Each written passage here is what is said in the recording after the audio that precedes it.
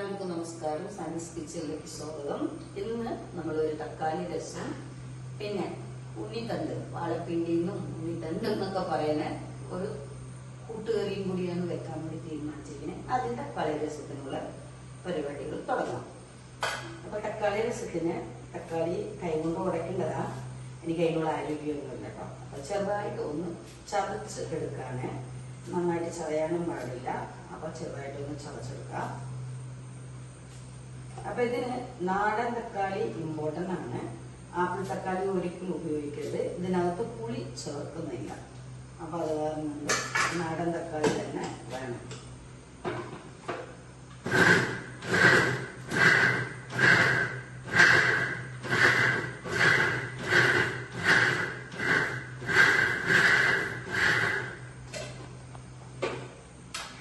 അപ്പൊ ഇതാണ് അളവ്, തക്കാളിയുടെ അളവ്. എന്ന് വെച്ചാൽ നമ്മൾ കൈ കൊണ്ട് ഒന്നും കൂടി തിരുമ്പും.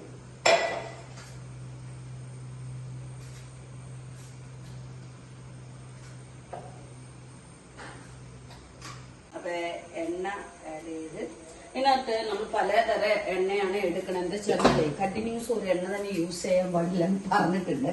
അപ്പൊ അത് കാരണം കൊണ്ട് ഒരു പ്രാവശ്യം വെളിച്ചെണ്ണയാണെങ്കിൽ ഒരു പ്രാവശ്യം ഓയിലായിരിക്കും, പിന്നെ സൺഫ്ലവർ ഓയിലായിരിക്കും. അങ്ങനെ മാറി മാറിയാണ് എടുക്കണേ.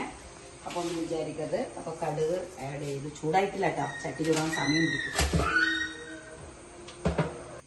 അപ്പൊ ഇതിനകത്ത് കടുകും ഉലുവയും പൊട്ടി, അതിനകത്ത് ചുവന്നമുളകും പച്ചമുളകും കറിവേപ്പിലയും ചുവന്നുള്ളി പേരിനിട്ടാൽ മതി കേട്ടോ.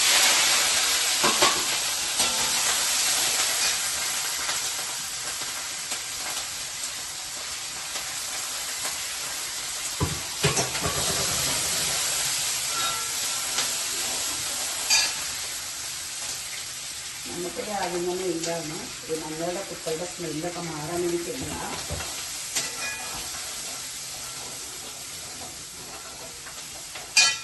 അതിനകത്ത് കുരുമുളക്, ജീരകം, ചെറുജീരകമാണ് പൊടിച്ചു വെച്ചതാണ്.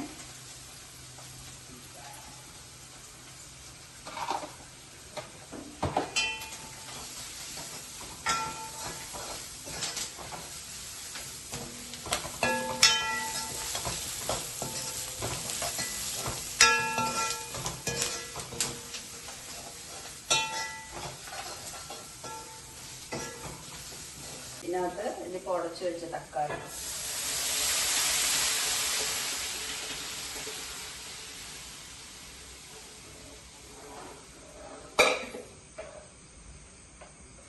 ഇതിന് നല്ല മീൻ വറുത്തത് ഉണ്ടെങ്കിൽ മസ്റ്റാണ്.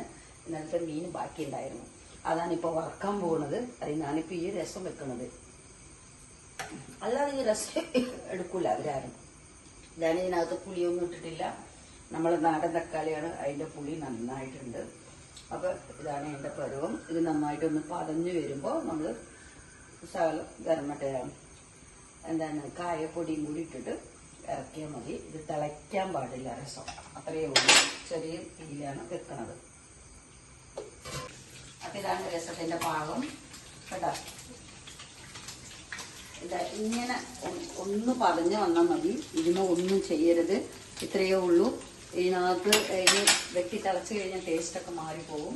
അപ്പോൾ ഈ ഒരു പരുവത്തിലാണ് ഓഫാക്കുന്നത്. സിമ്മിൾ തന്നെയാണ് ഇത്ര നേരം വെച്ചത്. അപ്പോൾ നോക്കാം ഉപ്പൊക്കെ ഉണ്ടാകുന്ന നോക്കട്ടെ, നോക്കിയിട്ട് പറയാം എങ്ങനെയുണ്ടെന്ന്. അപ്പോൾ നമ്മൾ മറ്റേ വാഴപ്പിണ്ടി ഉണ്ണിത്തണ്ട്, നമ്മൾ ഉണ്ണിത്തണ്ട് എന്നാണ് പറയുന്നത്. അതിൻ്റെ കൂട്ടുകറിയുടെ ഇൻഗ്രീഡിയൻസിനാണ് ചെറുജീരകം. പിന്നെ ഇതിനെ നമ്മൾ മുളക് പൊടി ആഡ് ചെയ്യുന്നത്. കുറച്ച് മുളക് പൊടിയൊക്കെ കഴിഞ്ഞിട്ടാണ് എനിക്ക് വേണ്ടി ഉണ്ടാക്കുന്ന കറിയുടെ മുളക് പൊടി. എനിക്ക് എരിവൊന്നും പറ്റൂല, അപ്പോൾ അതുകൊണ്ട് എരിച്ചായിട്ട് ഉണ്ടാക്കുന്നതാണ്. കാരണം അത് കഴിക്കൂല, അതാണ് അതിന്റെ സത്യം. പിന്നെ അതിനകത്ത് ഇച്ചിരി തേങ്ങ, ഇത്തിരി ചെറുള്ളി, അത് അവസാനമായിട്ട് ഒന്ന് ചതയ്ക്കാൻ വേണ്ടി അരിച്ച് വെച്ചിരിക്കുകയാണ്. അപ്പൊ ഇത്രയും കൂടി ഇത് അരച്ചെടുക്കണം. അപ്പൊ നമ്മൾ ഇതിനകത്ത് ഗ്രേവി ഉണ്ടാക്കാൻ വേണ്ടി പോവുകയാണ്. അതിന് ഇമ്പോർട്ടൻസ് ആണ് നെയ്യാണ്. നമ്മൾ മുട്ടക്കറിക്ക് നെയ്യാണ് ആഡ് ചെയ്യാൻ പോകുന്നത്. പിന്നെ ഇതിനകത്തുണ്ടല്ല 2 പട്ട, 2 ഗ്രാമൊക്കെ പേരിന് എടുത്തിരിക്കുന്ന. പിന്നെ പച്ചമുളകാണ്, മുളക് പൊടി ആഡ് ചെയ്യുന്നില്ല. തക്കാളി വേണമെന്നുണ്ടെങ്കിൽ ആഡ് ചെയ്താൽ മതി, അത് ഓപ്ഷണലാണ്. അത് സവോള, പിന്നെ കറിവേപ്പിലേക്ക് ഇട്ടിട്ടുണ്ട്. അപ്പോൾ അതൊന്ന് ചൂടായി കഴിഞ്ഞാൽ ആഡ് ചെയ്യട്ടെ. അപ്പൊ ഇത് നന്നായിട്ടൊന്നും വാട്ടേണ്ട ആവശ്യമൊന്നുമില്ല, ജസ്റ്റ് ഒന്ന് ചൂടായി കിട്ടിയാൽ മതി. എല്ലാം കൂടി ഒന്ന് ചേഡ് ചെയ്യുന്നത്. അപ്പൊ ഇത് കുക്കറിലാണ് വെക്കുന്നേ മട്ടൻ ഗ്രേവി. അപ്പൊ ഇതൊന്ന് വാടി ചെറുതായിട്ടൊന്ന് ഒരു പച്ചമണം പോകാൻ വേണ്ടി അത്രയേ ഉള്ളൂ. അപ്പൊ ഇതിനകത്തുണ്ടല്ല സവാള, 2 പച്ചമുളക്, 2 പട്ട, 2 എന്താ പറയാ ഗ്രാമ്പ്, 1 ടേബിൾ സ്പൂണ് മല്ലിപ്പൊടി, ഇത്ര ആഡ് ചെയ്യുന്നുള്ളൂ. ഇതിനകത്ത് പിന്നെ ശകല മഞ്ഞൾപ്പൊടി, ശകലം ഗരം മസാല പൊടി. ഞാനിങ്ങനെയൊക്കെ പാക്കറ്റോടെ എളുപ്പം പണി ചെയ്യാനാണ്, അപ്പൊ ഒന്നും വിചാരിക്കില്ലേ. ഇത്രയേ ഉള്ളൂ. ഇതിനകത്ത് വേറെ ഒന്നും ആഡ് ചെയ്യുന്നില്ല. ഒന്ന് ജസ്റ്റ് ഒന്ന് അടച്ചു വെച്ചിട്ട് ഒന്ന് വാടി കിട്ടണം. അപ്പൊ വെള്ളമൊന്നും അധികം ചേർക്കേണ്ട ആവശ്യമില്ല. അതിന് പേരിന് ഇതാ ഇത്രയും വെള്ളം, 1 സ്പൂൺ കണക്കാക്കിയിട്ടാണ് വെള്ളം വെക്കണേ. ചെറിയ തീയില്